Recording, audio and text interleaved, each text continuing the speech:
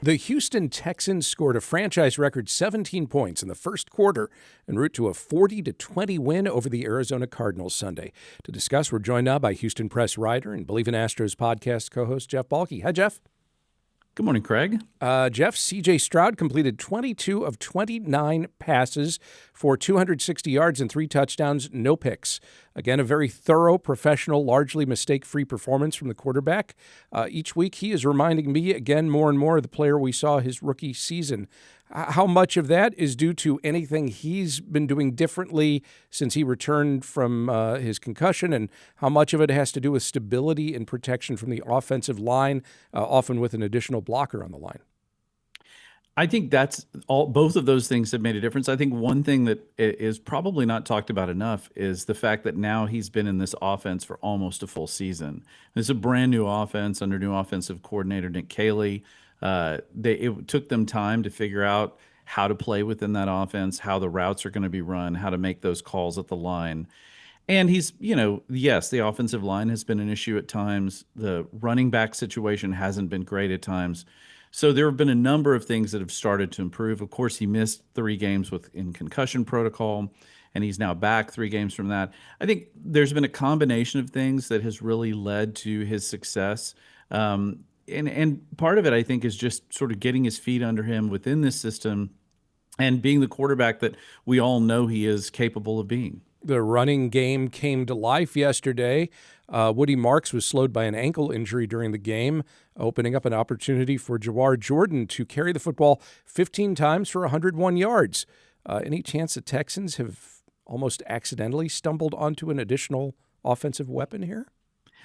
Well, I'm not sure if it's a huge additional weapon, but it certainly is great that they have someone in their stable that can help them. Nick Chubb is out, has been out as well. So with the running back game being very thin, you need as many players as you can. I mean, he's been with the team for a couple of seasons now, mostly on the practice squad. It hasn't really taken a snap in a live game until yesterday, but he has some explosiveness. He's a smaller back. He can catch the ball out of the backfield too. And listen, Daria Gumbawale played a good game as well. And the biggest thing for the Texans running back squad is they need to be able to pick up the blitz. That's been a big problem for the Texans all season long. And as long as they have somebody in there who can help protect C.J. Stroud and can grind out some yards here and there, then they're going to be fine. Nico Collins had 2 touchdown receptions and passed 1,000 passing yards for the 3rd straight season. Is it too soon to ask where you place him in the pantheon of career Texans receivers?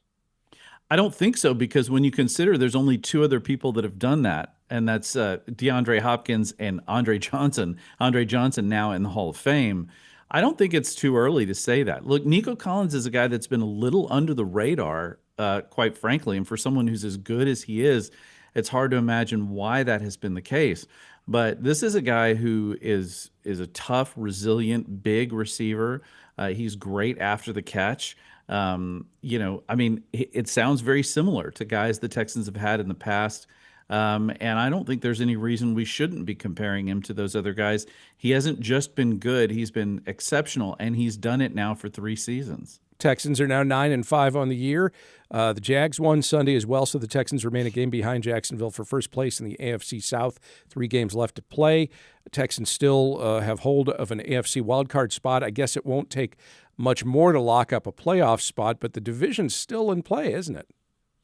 It is. Now, granted, the Texans and the Jags don't have a incredibly I think they have the easiest schedule remaining out of the division teams.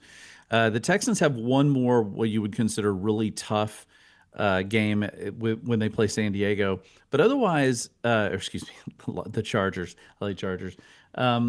But otherwise, this is a team that the Texans could certainly win out. The Jaguars could certainly win out. And if that's the case, then they wouldn't make the division. But it's still in play at this point. It's a really fascinating situation, too, because if they end up with the same records, then it's all based on tiebreakers, because the Texans have actually beaten them 2-0. So it's a very interesting setup. Right now, I think the Texans are in very, very good shape to make the postseason. Whether or not they're able to win the division is a question mark. But right now, they're in pretty good shape. with, frankly, 3 winnable games ahead of them. Yeah, the next one, the 2-12 Raiders next Sunday. Yeah. In the college ranks, while we will watch the college football playoffs and the fates of Texas Tech and Texas A&M over the coming weeks, we'll also have the University of Houston, UT, among others, to watch in other non-playoff bowl games. The bowl season kicked off Saturday with a banger. And a heartbreaker for Prairie View A&M fans. The Panthers owned a 21-0 lead, then lost in quadruple overtime to South Carolina State in the Celebration Bowl, 40-38. It appeared that the winning 2-point conversion, called a touchdown and upheld on replay, might not actually have broken the plane of the end zone. Do you think the officials botched the call? I watched it on replay. I admit I did not see this game live, but it looked pretty close. I mean, certainly the announcers believed that he didn't cross the plane of the goal line. The thing that shocked me about this whole game is I had completely forgotten about the 2-point conversion, sort of sudden death kind of thing. The overtime process after the first couple. Right? Yeah. Fascinating. I mean, fascinating. I'd never even seen that happen before, and it was really interesting to watch. Honestly, it reminded me of penalty kicks in soccer.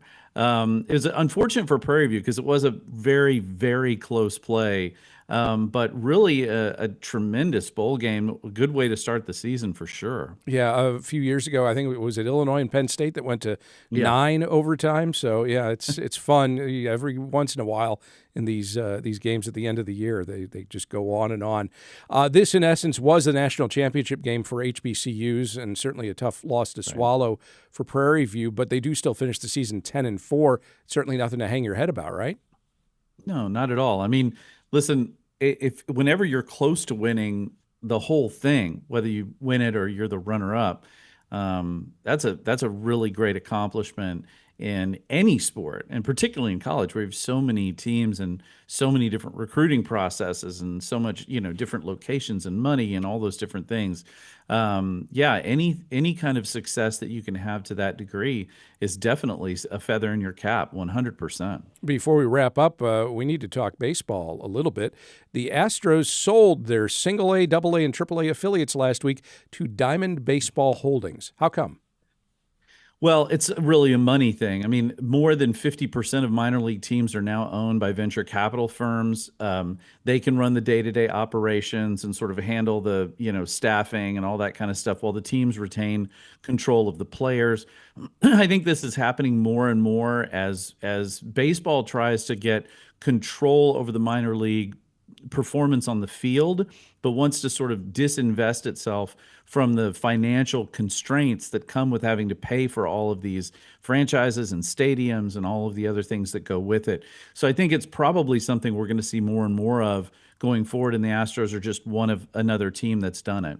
Of course, folks here in the greater Houston area might root for the AAA Sugarland Space Cowboys or even the AA Corpus Christi Hooks. Should anybody that's listening or watching us right now be concerned as fans? I don't think so. I think the teams won't change that much. I mean, look, I think it helps that both teams have really, really good stadium situations. Whataburger Field in Corpus Christi, Constellation Field out in Sugarland. They seem to be very stable franchises overall. These are still going to be Astros affiliates, so there's still going to be, a pipeline to the Astros organization.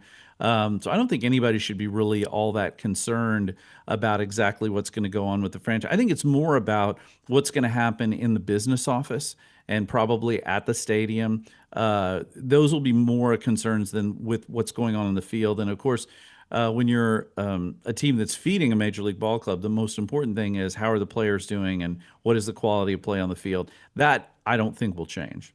Jeff Balke writes for the Houston Press. He co-hosts the Believe in Astros podcast. Jeff, thank you very much. Thank you, Craig.